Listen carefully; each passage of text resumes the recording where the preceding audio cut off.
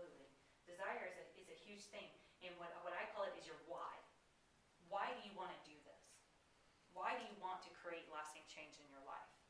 What is your reason for it? Because when you're mildly interested in having something happen, you're going to do whatever's convenient. Oh, I'm sitting here watching TV on the couch, flipping through the channels. I find a show that, may benefit me or help me learn something. Okay, I'm kind of interested. I'll watch it. The power goes out.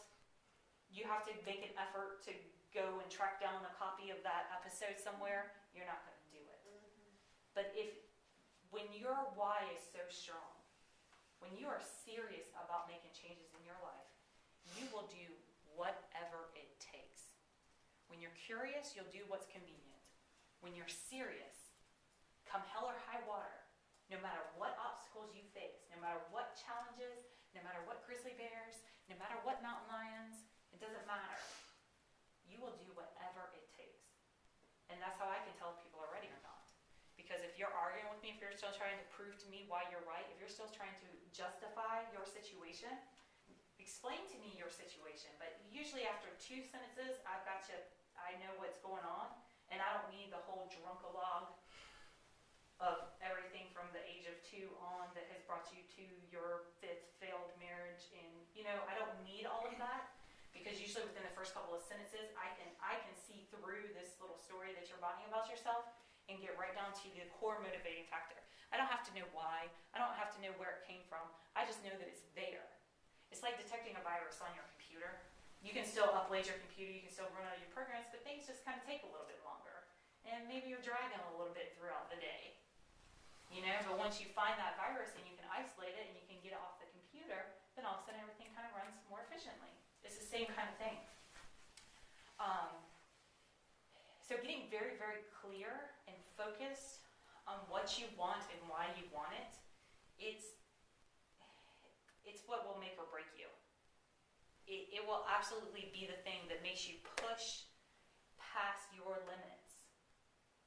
Because if it's just kind of, that would be nice if, I'd love to have $1 million. That would be great.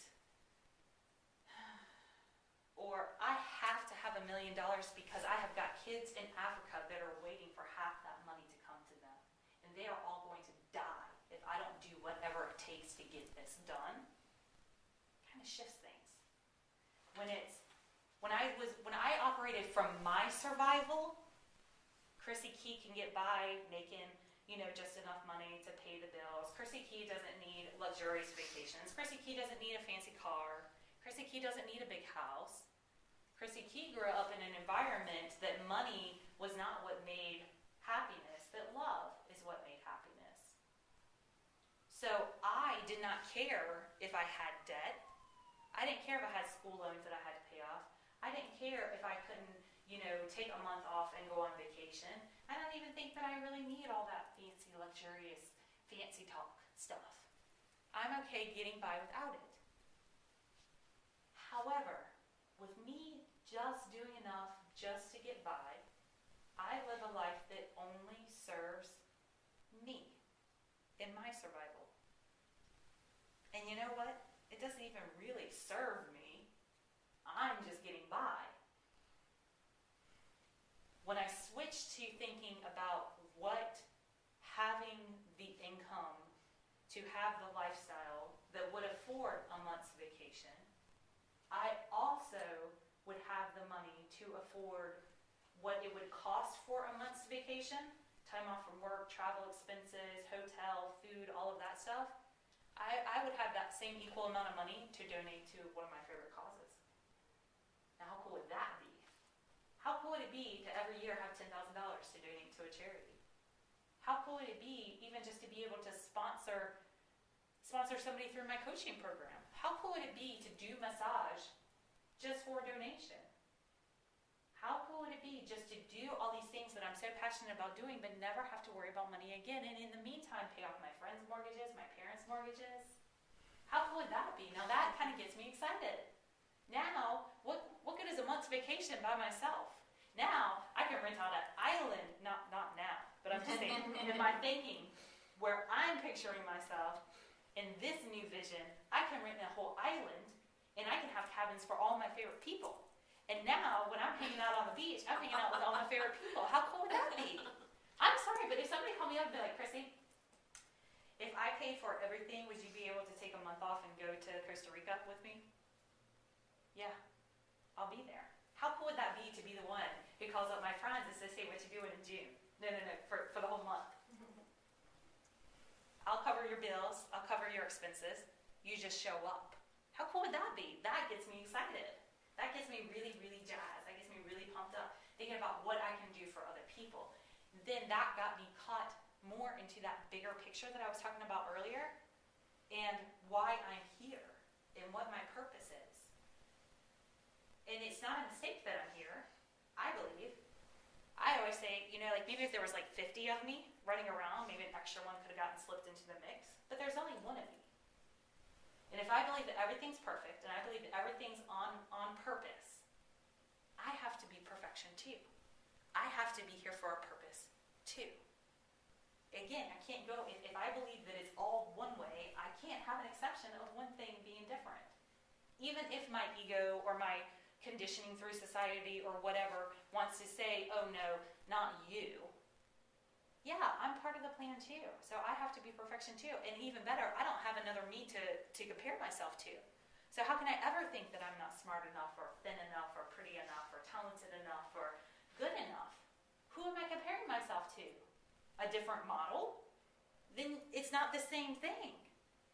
So dropping those comparisons of myself with other people, getting into a mindset of a lifestyle that serves infinite amount of people, instead of just myself. It's probably 2 years ago, almost exactly 2 years ago, that I even thought about things beyond myself. Like I always thought that I would just make enough money. Like maybe I might get up to like a 6-figure income, maybe. Where I can be like a little bit more comfortable in my own little bubble. But I never really thought that I can make like a multiple 6-figure, multiple 7-figure, or an infinite limited income. Because I never had anything to live for past myself. I never had a vision beyond myself. And when I got a taste of that vision, gosh, now, quite honestly, anybody who knows me, who's had a conversation with me, what am I doing? I'm planning on impacting the world. I've moved in 2 years from, yeah, that'd be cool, sitting here on my couch, just getting by, to now I want to impact the world. That's a lot of work. If I try to figure out the how. It's not a lot of work if I just trust that, okay, if I'm having the vision of impacting the world, then it must be a possibility that I can impact the world. So since I've had that clear vision, I have to trust that I got that vision for a reason. And that vision makes me excited. So instead of like trying to pin down exact statistics on when my whole world influence is going to happen and try to figure out how, no, I just trust that if this came to me for a reason.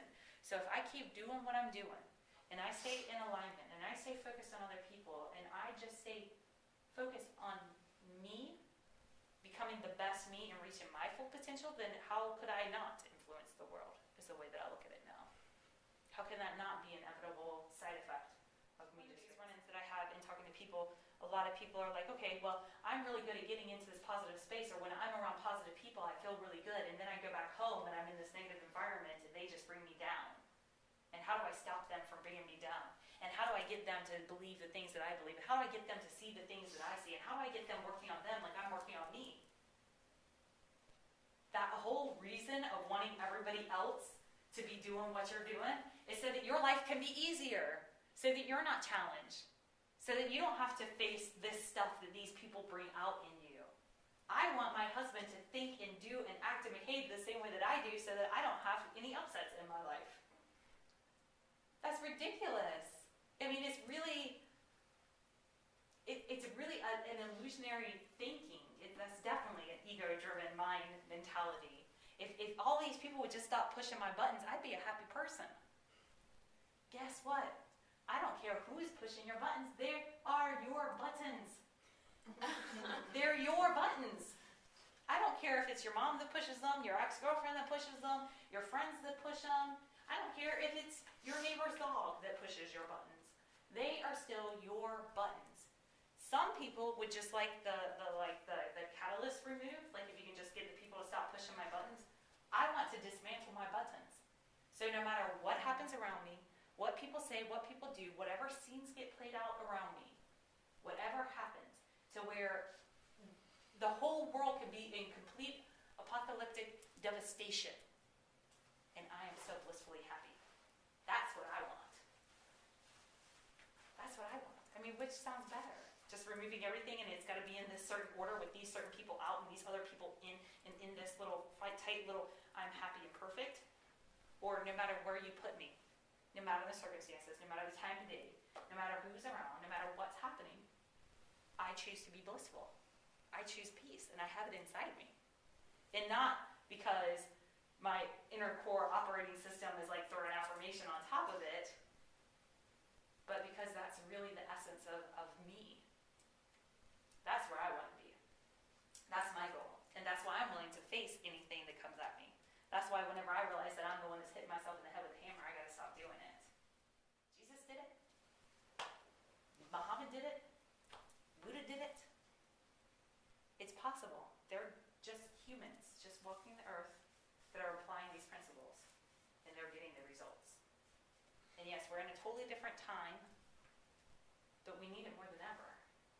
And it's not ever going to change unless I change.